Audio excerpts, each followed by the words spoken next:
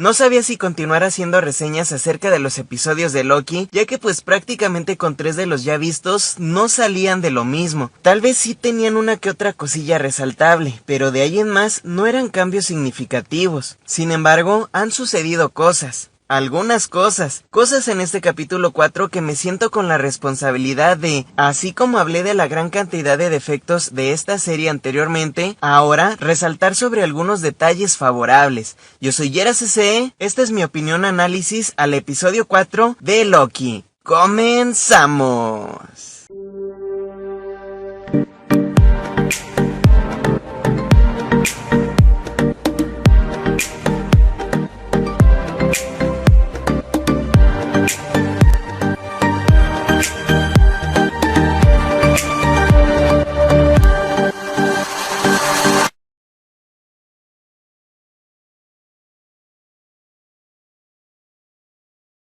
Uno de los cambios significativos es Sylvie, ya que después de prácticamente no impresionarme con su primera aparición, y mucho menos en el capítulo 3, pues me pareció un personaje nada resaltable, que caía incluso en lo malo, ahora han cambiado mi perspectiva con respecto a esta, por varias razones. Primero, lo más importante, nos han dado una historia de origen que deriva en una razón de ser, que por consecuencia resulta en un personaje con el que conectas, comprendes, sientes empatía y buscas conocer más de ella anhelando logre sus objetivos. ¿A qué me refiero con todo esto? El hecho de que nos hayan presentado por lo que pasó, además de sus intereses y objetivos, nos permitió una mejor conexión con esta variante, dándonos un personaje que deseas que triunfe y sea recurrente para el futuro, no solo en un episodio, sino seguirla viendo en algunos cuantos más, a diferencia de la percepción que me habían provocado en un principio. Pero no solo es el que hayan dado una historia detrás, sino el gran arco que le han adjudicado consigo, en el que incluso gira en torno a la trama principal de la serie. Me parece tremendamente trágica su vida, ya que al parecer esta niña se desvió de la línea original sin ni siquiera haber sido intencional, sin ninguna malicia detrás de sus acciones, lo que hace que odiemos aún más los trámites burocráticos y tediosos de la TVA, ya que de igual manera si la niña representaba una amenaza para el multiverso que tenían oprimido, qué tan complicado era deshacerse de ella al instante en lugar de hacerla pasar por todo un recorrido lleno de incertidumbre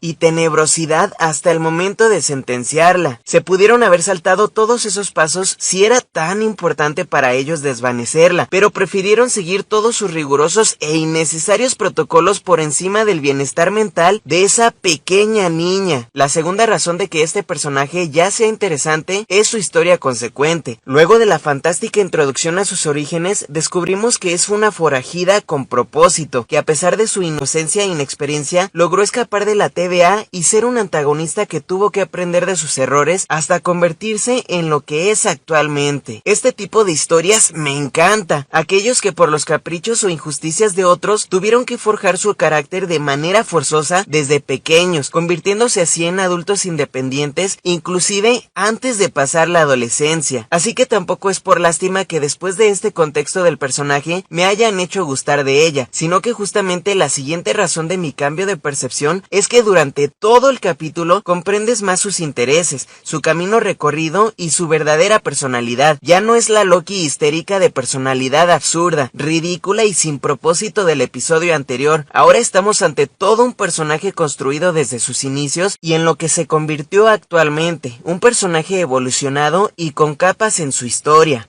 Ahora estamos ante alguien a quien comprendes lo que quiere, por qué hace lo que hace, pero sobre todo tiene más oportunidades de demostrarnos quién es en realidad. Cómo es que sigue habiendo una pequeña niña inocente en su interior que jamás pudo tener una vida normal. Pareces una niña. Darkonda me secuestró cuando tenía su edad. En realidad nunca tuve niñez. Creo que estoy recuperándola ahora. ¿Y cuál es tu Pero a la vez es un animal salvaje que lucha por su supervivencia. Aunado a que, tengo que decirlo, en este episodio su actuación sí fue acertada. En el anterior no me gustó nada, probablemente por las escenas ridículas en las que la pusieron, por la demeritación de sus intervenciones, o tal vez también, porque no, pudo haber sido mi renuencia a aceptar a un personaje que iba tropiezo tras tropiezo. Las escenas en esta ocasión ayudaron más a conectar con ella, en lugar de sus simplones ocasiones chistes forzados. Quiero dejar en claro algo, no es como que este episodio elimine las aburridotas que nos dimos con los anteriores, pero sí, algunas cosas ya empiezan a cobrar un poco más de sentido. Es decir, lo que comentaba en el primer capítulo de que detestaba esa organización con trámites burocráticos y largas esperas sin ni siquiera haber filas, ahora nos hicieron retomar dichos momentos tediosos, pero para odiarlos aún más, pues ahora sí en este episodio su intención es que odiemos a la TVA. Si de por sí la introducción de la TVA ya era mala, ahora los detestas más por haber sido parte de tal aberración a una niña inocente, por lo que sí, desde esa perspectiva despectiva y de empatía hacia Sylvie, estos momentos de proceso empresarial recobran sentido en este capítulo al ver que la TVA es más bizarra y cringe de lo que en un principio parecía. Sin embargo, también hay que destacar que dudo mucho que este haya sido su intención al 100%, es decir, sí nos mostraron estas escenas para provocarnos cringe, pero no fue la intención el aburrirnos con estos momentos en el episodio 1, su intención original era darnos un giro a nuestra percepción, pasarnos de hacernos creer que era una organización buena y toda organizadita, a posteriormente descubrir que hay algo extraño detrás de esta, pero en mi caso, yo ya odiaba la TVA desde el inicio, me parecía la peor propuesta para el UCM, y con esto no me dieron un giro a mi punto de vista, sino que lo incrementaron. De cualquier modo, sí les resultó el provocarnos esta sensación sombría plasmada en este episodio 4. Lo que me pregunto es si luego de acabar con la TVA,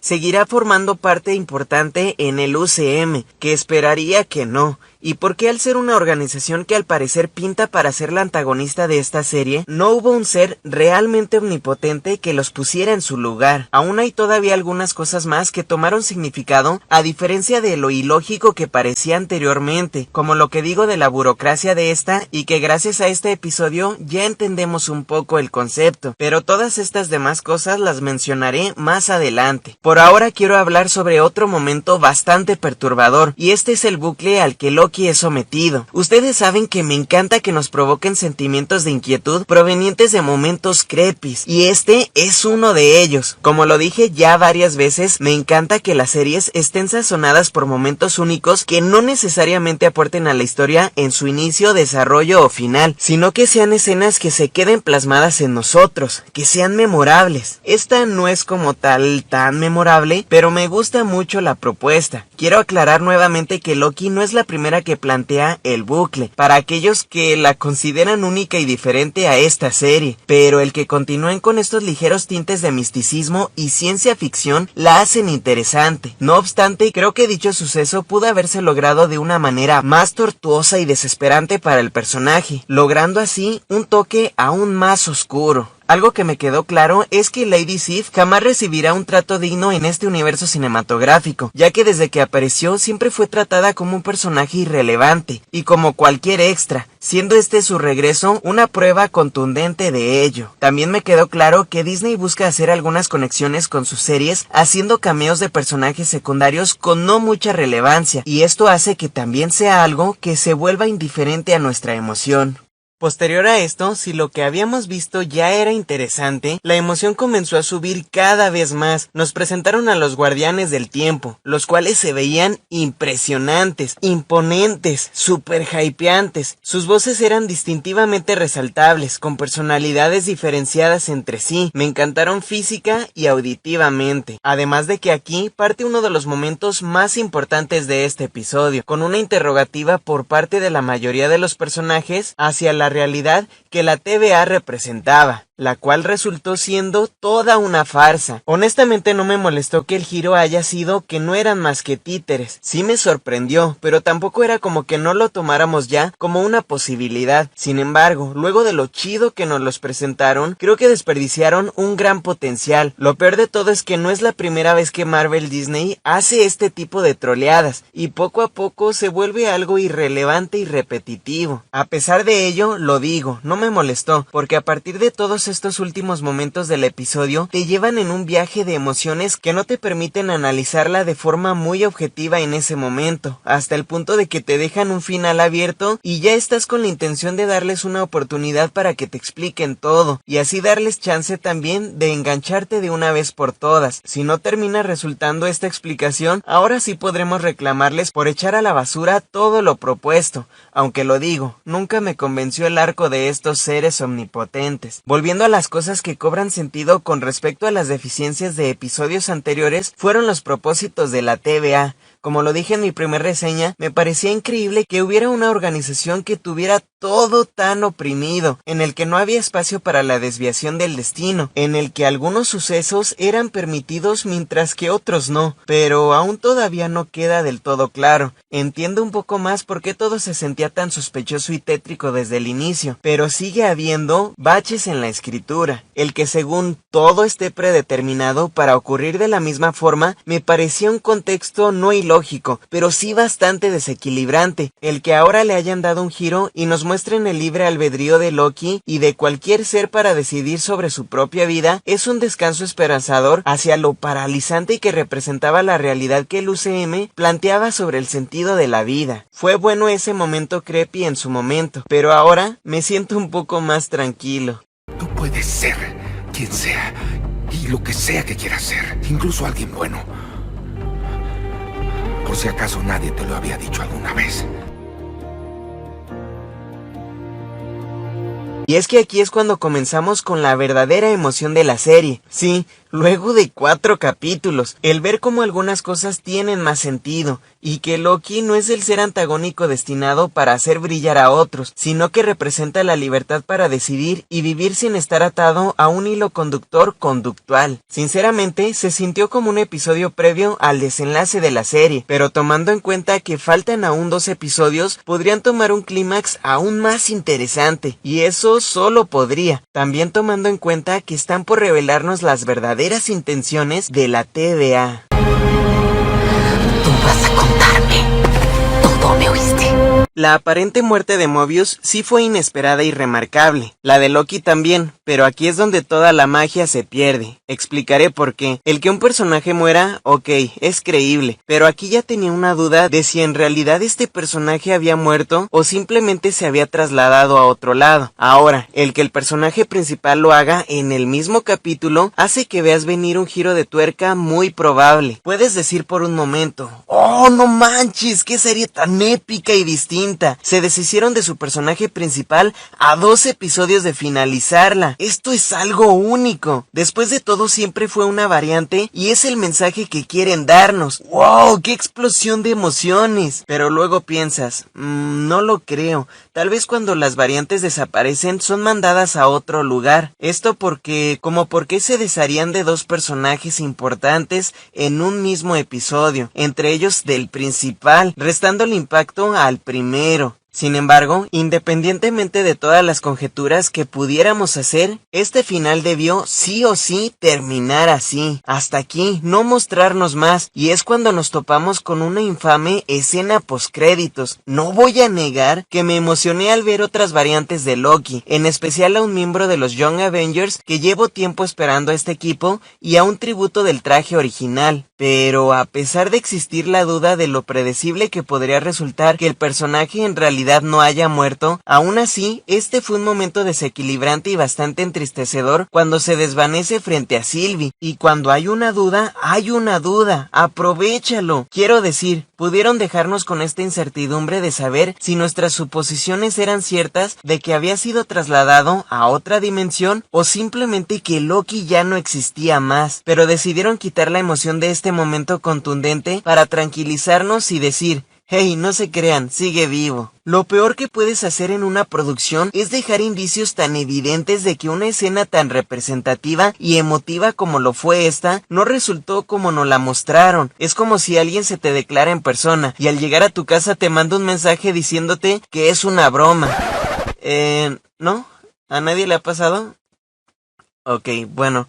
Saben a lo que me refiero. Hubieran utilizado esa mínima duda para alimentar la creencia y el impacto de una escena que ellos mismos lograron presentarnos, generándonos sentimientos determinantes, y no cortar esta magia de tajo con una escena postcréditos. Y es aquí, como lo dije en mi primer reseña, que hay muchas cosas que son predecibles, no porque la historia en general de la serie lo sea, porque hasta el momento hay que aceptar que nos han sorprendido con algunas cosas, pero sí lo son muchos momentos que están por demás evidentes. En mi reseña anterior olvidé mencionar que sentía una extraña atracción entre Loki hacia Sylvie, y miren, sí resultó algo muy extraño, pero que no termina siendo un detalle malo o erróneo de la serie, hay que aclararlo. Se los terminas aceptando, ¿por qué no? Lo que no se acepta es que haya sido algo tan repentino como para tener a Loki babeando tan rápidamente por la otra Loki. Pero bueno, al final de cuentas sigue siendo de esas cosas que fueron favorables en este episodio, ya que la relación se siente genuina y añade una conexión entre estos dos personajes que, aunque no son los Loki que deberían de ser impactantes como en los cómics, ya hicieron conexión con los sentimientos de nosotros, los espectadores. Y volviendo a esa escena postcréditos hypeante pero contradictoria e innecesaria al fin, ¡qué tremenda metida de pata! Si tienen a un Loki retro con la oportunidad de hacer un digno homenaje al personaje de los cómics finalmente, ¿por qué siempre prefieren hacerlo de una manera tan menospreciante y con un traje que parece de Halloween? ¡Qué desperdicio! Otra de las cosas que detesté de estos episodios anteriores fue la torpeza de estos, así como la de los rivales con los que se enfrentaban. No sabía quiénes eran más torpes, las acciones ingenuas de sus contrincantes o la de estos dioses del engaño que no sacaban ventaja de sus habilidades en batalla. Sin embargo, en el momento en que nos regalan esta batalla emocionante al estilo Star Wars, finalmente tienen congruencia. En la TVA, estos no tienen poderes y ahora sí están lógicamente a la par de sus adversarios. ¡Y qué batalla! Esta sí me gustó. Hablando de que estos Loki parecen todo menos dioses, nuevamente hacen una mención a la menospreciación de estos personajes, cuando le dicen que esperaban más del dios del engaño. Y bueno, con todo lo mal que se ha presentado en cuanto a sus habilidades físicas y manipuladoras, es bastante justo que se lo hayan dicho. Se me acaba de ocurrir que no eres el dios de las mentiras. Dime qué soy, ¿el dios del autosabotaje? ¿O qué, el dios de la traición? Creo que eres un idiota. Por último, solo quiero resaltar un momento donde Mobius dice que han tenido de todo en la TVA y menciona que también han tenido vampiros. Kree, titanes, vampiros. Tomando en cuenta que las películas de Spider-Man de Sony y Marvel plantean un supuesto multiverso, ¿creen que se trate de una conexión o referencia a Morbius? La verdad lo dudo. Este universo cinematográfico se ha tomado de una manera muy poco seria este tema, pero ustedes díganme qué creen en la caja de comentarios. Por el momento, ya ha tomado más importancia y mi atención hacia este episodio. Ya quiero ver qué es lo que sigue y cómo es que todo se revela, pero sigo pensando que Loki no debió ser la introductoria hacia el multiverso, mayor aún porque creo que la TVA tiene algo muy personal contra las versiones de Loki, así que su relevancia será mayor de la que creí. ¿Qué tan importante podría ser un Loki o todos estos Loki en el manejo de todo el multiverso? Que bueno, que no es multiverso porque ya vimos que solamente es una línea o esperemos que lo expliquen. Este episodio ha sido lo mejor de la serie hasta el momento. No es como que sea tampoco la gran salvación de esta producción que desde antes de su estreno ya pintaba para fracaso. Sin embargo, tengo que decirlo, fue un episodio muy interesante, lleno de sorpresas y sobre todo de continuar con ese camino. La serie podría llegar a un tipo de una ligera redención. ¿Qué piensan ustedes? Déjenme su opinión y suscríbanse activando la campanita para más contenido. Yo soy Yeras SE, nos vemos en la próxima y que el poder los proteja.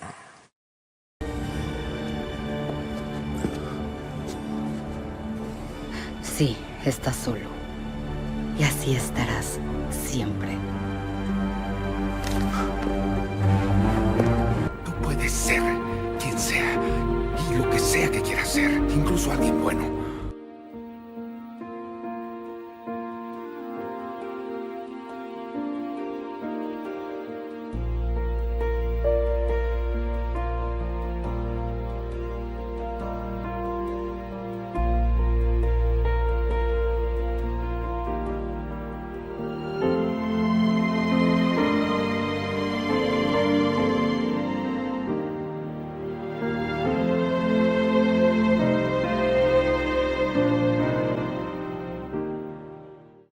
sí nos mostraron estas escenas para provocarnos cringe.